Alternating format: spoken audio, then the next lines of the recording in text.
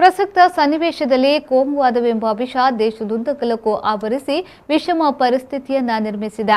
ಕೇಂದ್ರದ ಬಿಜೆಪಿ ಸರ್ಕಾರ ಇಂದು ಫ್ಯಾಸಿಸ್ಟ್ ಮಾದರಿಯಲ್ಲಿ ದೇಶವನ್ನಾಳುತ್ತಿದೆ. ಸಮಾಜದಲ್ಲಾಗುವ ಅನ್ಯಾಯ ದಬ್ಬಾಳಿಕೆಗಳ ವಿರುದ್ಧ ಬಿಜೆಪಿ ಸರ್ಕಾರದ ಕೋಮು ರಾಜಕಾರಣದ ಆಡಳಿತ ನೀತಿಯ ವಿರುದ್ಧ ಧ್ವನಿ ಎತ್ತಿದ್ರೆ ಅಂತಹ ಧ್ವನಿಯನ್ನ ಹಿಂಸೆಯ ಮೂಲಕ ಹತ್ತಿಕ್ಕುವ ಅಥವಾ ದೇಶದ್ರೋಹದ ಪ್ರಕರಣ ದಾಖಲಿಸಿ ಹೋರಾಟವನ್ನ ಕುಗ್ಗಿಸುವ ದಮನಕಾರಿ ಸರ್ವಾಧಿಕಾರಿ ಧೋರಣೆಯನ್ನ ಅನುಸರಿಸುತ್ತಿದೆ ಎಂದು ಡಿವೈಎಫ್ಐ ಮಾಜಿ ಮುಖಂಡರಾದ ಸುನಿಲ್ ಕುಮಾರ್ ಬಚಾಲ್ ಹೇಳಿದರು.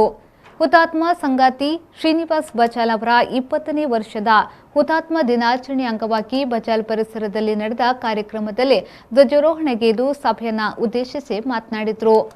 ಡಿವೈಎಫ್ಐ ಮಂಗಳೂರು ನಗರ ಮುಖಂಡರಾದ ದೀಪಕ್ ಬಚಾಲ್, ಡಿವೈಎಫ್ಐ ಜಿಲ್ಲಾ ಕಾರ್ಯದರ್ಶಿ ಸಂತೋಷ್ ಬಚಾಲ್, ಕಾರ್ಮಿಕ ಮುಖಂಡ ಸುರೇಶ್ ಬಚಾಲ್, ಅಶೋಕ್ ಸಾಲ್ಯಾನ್ ಮತ್ತಿತರರು ಉಪಸ್ಥಿತರಿದ್ದರು.